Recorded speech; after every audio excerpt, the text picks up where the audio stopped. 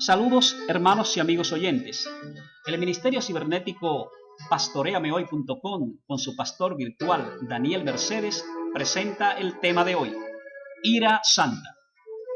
La ira es la emoción espontánea o el enfado muy violento que nos impulsa a reaccionar frente a una persona o situación sin medir ni razonar sobre la capacidad, incapacidad, reacción, respuesta o consecuencias de nuestra acción. Todos los seres humanos, así tengan, como dice el pueblo, sangre de maco, de rana, de sapo, es decir, sangre fría, en algún momento de sus vidas han experimentado la ira. La ira es un sentimiento muy peligroso porque, como dijimos, no mide obstáculos ni consecuencias. Es, en síntesis, una especie de neutralización momentánea del juicio.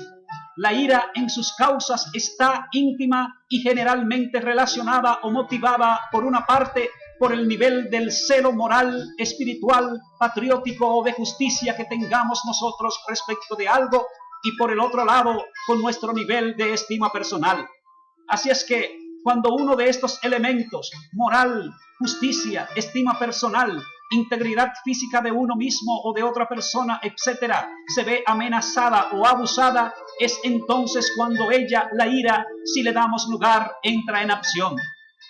Airarse, según las Escrituras, no constituye ningún pecado, puesto que la ira es admitida como un sentimiento humanamente natural y espontáneo y que solo se convierte en pecado cuando le damos lugar. Así nos lo dice el libro de Efesios capítulo 4, versículo 26. Airaos, pero no pequéis, y no se ponga el sol sobre vuestro enojo. La ira como sentimiento no es exclusiva de los seres humanos, pues el mismo Dios, como una persona que es, también siente ira, con la gran diferencia que mientras la ira humana conduce al hombre a pecar, en cambio, la ira que proviene de Dios es una ira santa que, distinto a darle lugar al pecado, lo que hace es corregir o castigar el pecado. La ira de los hombres, según las Escrituras, no obra la justicia de Dios, Santiago 1:20. Mientras que la ira que proviene de Dios, lo que hace es manifestar su justicia, poniendo en orden todas las cosas. La ira humana, por ejemplo, fue la que condujo a Moisés a pecar rompiendo las tablas de la ley cuando se dejó provocar por la conducta desenfrenada del pueblo de Israel. En cambio, ira santa fue la que sintió el rey Saúl cuando, al oír la propuesta de los amonitas de hacer alianza con el pueblo de Jabes a cambio de sacarle el ojo derecho a cada uno de ellos, vino sobre él el Espíritu Santo y se llenó de ira, yendo a pelear contra ellos y a acabarlos. Primer libro de Samuel, capítulo 11. Ira santa fue la que sintió el rey David cuando, al oír los insultos y provocación del gigante Goliat, vino sobre él el Espíritu Santo, llenándose de valor para enfrentarlo y cortarle la cabeza. Ira santa fue la que llevó al Señor Jesús a volcar las mesas de los cambistas que habían hecho del templo de Dios una cueva de ladrones.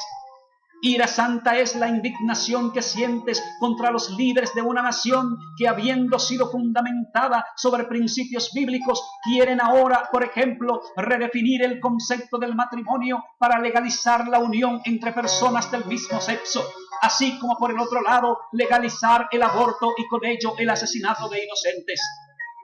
Ira santa es la que sientes cuando ves u oyes a reconocidos líderes evangélicos públicamente postrándose y entregándose a otros líderes sus ministerios, vendiendo y renunciando a la verdad sobre la cual edificaron su fe y permanecieron firmes por más de 3 o 4 décadas, declarando vergonzosamente y después de tanto tiempo que ahora fue que vinieron a descubrir la verdad del evangelio.